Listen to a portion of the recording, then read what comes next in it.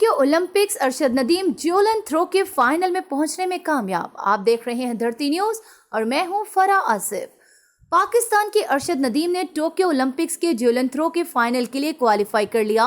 अरशद नदीम ने 1685 metre throw करके final के लिए क्वालिफाई किया। तफसीलात के मुताबिक टोक्यो ओलंपिक्स में पाकिस्तान के अरशद नदीम ने ज्यूलन थ्रो के फाइनल के लिए क्वालिफाई कर लिया।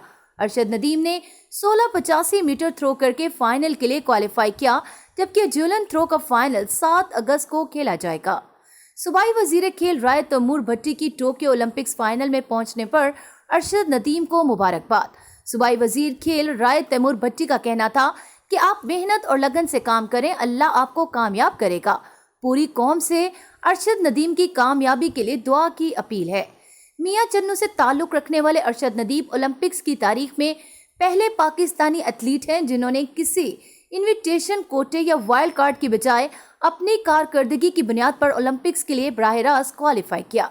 बरतानवी नशरियाती अदारे BBC के मुताबिक अरशद नदीम ने सन 2019 में नेपाल के शहर खटमंडो में से होने वाले साउथ एशियन गेम्स में 86.29 मीटर दूर नेजा फेंककर न सिर्फ साउथ एशियन गेम्स का नया रिकॉर्ड कायम किया, बल्कि इस कारकर्दगी के बल पर वो बराह रास्त टोक्यो ओलंपिक्स के लिए क्वालिफाई करने में भी कामयाब हो गए थे।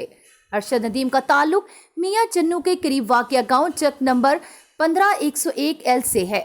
उनके वालिद राज मिस्त्री हैं, लेकिन उन्होंने अपने बेटे के हर कदम पर हौसला अफजाई की। अरशद नदीम के कैरियर में 2 कोचेस रशीद अहमद साकी और फयाज हुसैन बुखारी का अहम किरदार है। धरती न्यूज, धरती की हर खबर से रखे बाखबर।